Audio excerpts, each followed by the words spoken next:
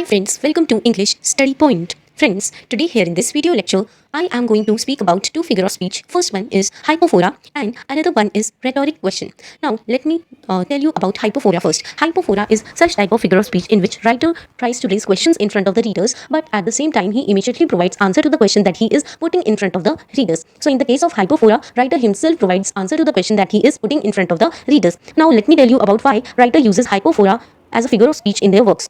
Writer uses hypophora because he is more interested in sharing his own opinions regarding the type of question that he is putting in front of readers. And another reason of using this type of figure of speech is that by already providing answer to the readers of the type of question that he is putting in front of the readers, he wanted to make readers more curious and interested in his works. He want to engage readers with the text, and also he encourages readers to develop their own point of view regarding the type of question that he is putting. And also another reason of using this type of figure of speech is that writer wanted to clear doubts of readers regarding the question that he is putting. So here writer also wants to clear a reader's doubt which comes in them while in the process of reading his text. Now let me talk about rhetoric question. Rhetoric question is such type of figure of speech in which writer tries to raise questions in front of the readers, but he does not provide answer to the question.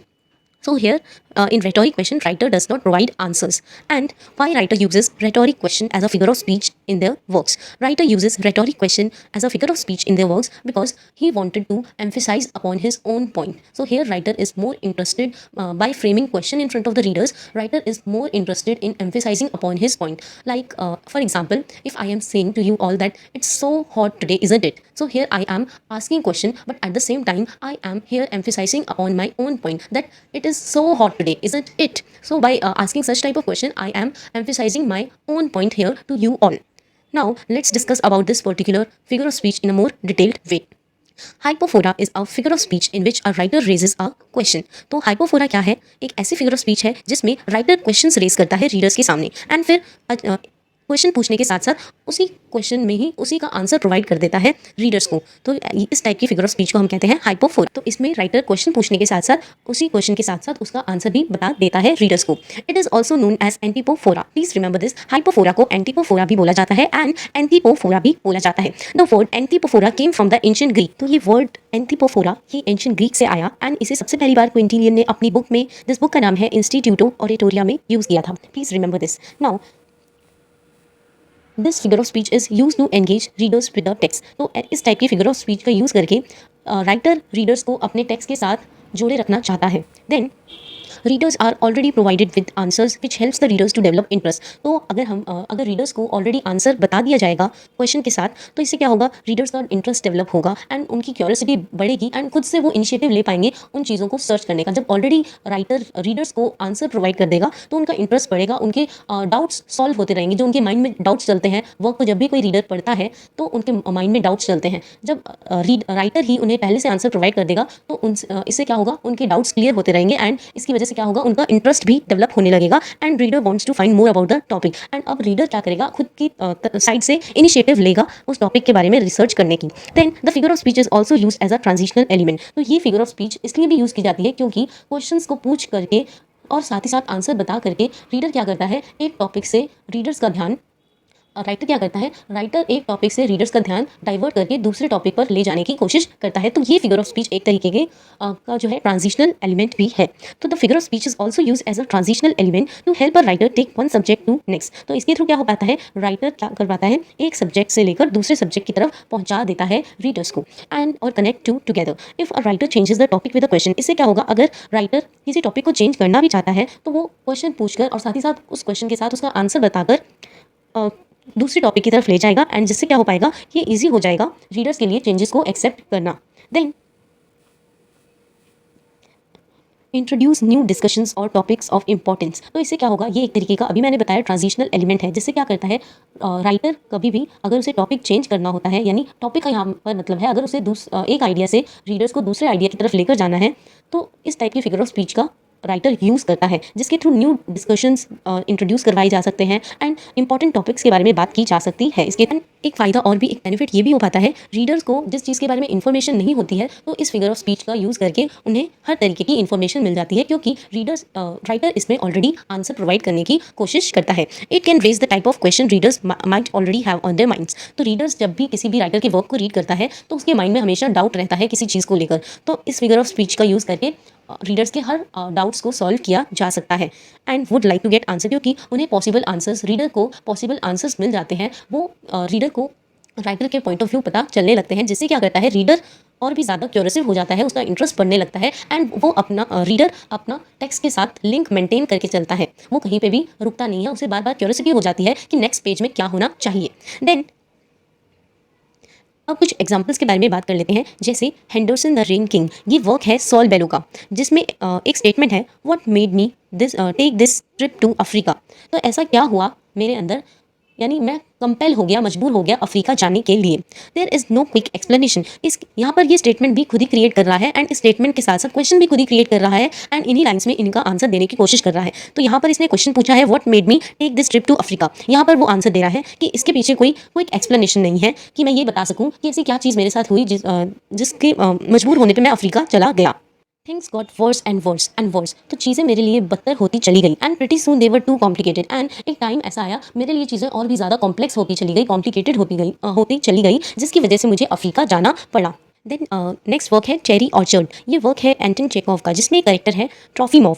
तो ये बोलता है, who knows and what does it mean you will die. यहाँ पर ये question पूछ रहा है एंड क्वेश्चन पूछने के साथ साथ ये आंसर भी खुद देने की कोशिश कर रहा है। Perhaps a man has 100 senses. अब ये कहता है कि एक इंसान के 100 सेंसेस होते हैं and when he dies only the 5 known to us are destroyed. And जैसे ही एक इंसान मर जाता है, जो 5 सेंसेस जो हमारे ध्यान में है वो डिस्ट्रॉय हो जाते हैं उसके मरने के बाद। एंड फिर ये भी बता रहा है कि जो रिमेनिंग 95 होते हैं वो उसके मरने के बाद भी जिंदा रहते हैं। तो यहाँ पर इसने सबसे पहले क्वेश्चन पूछा, यहाँ पे ये क्वेश्चन भी पूछ रहा है एंड फिर इसी के साथ इन्हीं लाइंस में आंसर भी प्रोवाइड करने की कोशिश कर रहा है। देन इसी सेम वर्क में एक और करेक्टर है, यहाँ पर ल्यूबोव की स्टेटमेंट्स है, यू वॉन्ट जियांस डू यू। यहाँ पर वो किसी को कह रहा है कि तुम्हें जियांस चाहिए, they are only good in stories. तो ये कहता है कि फिर यहाँ पर क्वेश्चन पूछ के ही ये खुद ही आंसर दे रहा है कि वो जियांस सिर्फ स्टोरीज में सुनने में अच्छे लगते हैं, रियल में नहीं। अगर रियल में देख लिया जाए तो ये बहुत भयानक होते हैं, हमें डराते हैं and even they frighten one. Then अब बात करते हैं rhetoric question someone asked without expecting an answer.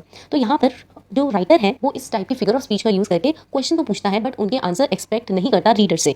Rhetorical question is asked to lay emphasis on some point. तो इस टाइप की फिगर ऑफ स्पीच का इसलिए यूज़ किया जाता है ताकि किसी पॉइंट पर एम्फेसाइज करवाया जा सके। जैसे मैं एक एग्जाम्पल देती हूँ, it's so hot today isn't it. तो यहाँ पर मैं अपना पॉइंट आप सभी को एम्फेसाइज करवाना चाहती हूँ। यहाँ पर मैं ये कहना चाहती हूँ कि वाकई में आज बहुत ज़्यादा गर्मी है। Then on some point being discuss when no real answer is expected. तो यहाँ पर किसी भी टाइप के रियल आंसर को, यानी जो राइटर को एक्सपेक्ट करता है आंसर, वो इस टाइप की फिगर ऑफ स्पीच का यूज़ करके राइटर किसी से भी रियल आंसर जो कि उसे चाहिए वो आंसर एक्सपेक्ट नहीं कर सकता। वो सिर्फ और सिर्फ क्वेश्चन पुट कर सकता है, क्योंकि सबके इंटरप्रिटेशन उस क्वेश्चन को लेकर अलग होंगे, सबकी अंडरस्टैंडिंग अलग होगी। तो किसी भी रियल यानी एक फिक्स्ड आंसर निकल कर बाहर नहीं आएगा, क्योंकि सबके आंसर और इंटरप्रिटेशन अपनी अपनी अंडरस्टैंडिंग पर बेस्ड होंगे। A rhetorical question is asked when the questioner himself knows the answer already। यहाँ पर क्वेश्चनर को ऑलरेडी आंसर पता होता है एंड वो बाकी सारे यानी रीडर से आंसर डिमांड नहीं करना चाहता, यानी वो रीडर्स पर छोड़ देना चाहता है कि वो उस जो भी वो क्वेश्चन पुटअप कर रहा है राइटर, वो उसका आंसर खुद ही इंटरप्रेट करने की कोशिश करे, अपने खुद के पॉइंट ऑफ व्यू डेवलप करे। So an answer is not expected from the audience. यहाँ पर किसी भी टाइप के आंसर का एक्सपेक्ट नहीं किया जाता रीडर से। Such a question is use to emphasise a point और ड्रॉ द ऑडियंस अटेंशन। तो इस टाइप के क्वेश्चंस इसलिए पूछे जाते हैं ताकि ऑडियंस को अपने पॉइंट पर एम्फेसाइज करवाया जा सके और या फिर ऑडियंस का ध्यान अपनी तरफ लाया जा सके। देन नाउ कुछ एग्जाम्पल्स के बारे में बात कर लेते हैं जो कि एवरी डे कन्वर्सेशन से रिलेटेड हो। It's too hot today isn't it. तो यहाँ पर ऐसे क्वेश्चंस, इस टाइप के क्वेश्चंस पूछकर मैं अपने पॉइंट पर एम्फेसाइज करवाने की कोशिश कर रही हूँ। तो यहाँ पर मैंने क्या पूछा, it's too hot today isn't it. तो ऐसा कह के मैं अपने पॉइंट पर एम्फेसाइज करवाना चाहती हूँ। The actors played the roles well didn't they. तो यहाँ पर मैं आप सभी से इस स्टेटमेंट को बोलते वक्त अपने पॉइंट ऑफ व्यू की तरफ आपको बताना चाहती हूँ कि एक्टर्स ने आज रोल प्ले किए वो बहुत ज़्यादा मुझे अच्छे लगे। तो आपको ऐसा नहीं लगता कि इन्होंने अच्छे प्ले किए होंगे या नहीं? यहाँ पर मैंने क्या किया, इस क्वेश्चन को पूछते समय मैंने अपना खुद का पॉइंट एम्फेसाइज करवाने की, आप लोगों को एम्फेसाइज करवाने की ज़रूरत समझी कि आज मैंने किसी ड्रामा में एक्टर्स को प्ले करते देखा तो उनका रोल मुझे बहुत अच्छा लगा। एंड यही क्वेश्चन मैं आपसे पूछ रही हूँ और मैं आप पर ये चीज़ छोड़ देती हूँ कि इस चीज़ को आप अपने हिसाब से इंटरप्रेट करो कि आपको कैसा लगा। देन कुछ लिटरेचर में से एग्जाम्पल्स मैंने फाइंड आउट किए हैं जो कि मैंने इस स्लाइड में मेंशन की है। The merchant of Venice by William Shakespeare. तो ये प्ले है जिसमें लाइन्स है, if you break us do we not bleed, कि अगर तुम कुछ चुभाने की कोशिश करोगे मुझे तो इससे मुझे ब्लीडिंग नहीं होने लगेगी। If you tickle us do we not laugh, कि अगर तुम टिकल करोगे तो हमें हंसी नहीं आएगी। इफ़ यू पॉइजन अस, अगर तुम मुझे पॉइजन देने की कोशिश करोगे तो इससे मैं मर नहीं चाहूँगी। इफ़ यू रॉन्ग अस, कि अगर तुम मेरे साथ कुछ गलत करते हो तो मैं इसका बदले में रिवेंज नहीं लूँगी। तो ये कुछ रेटोरिकल क्वेश्चन के एग्जाम्पल्स हैं।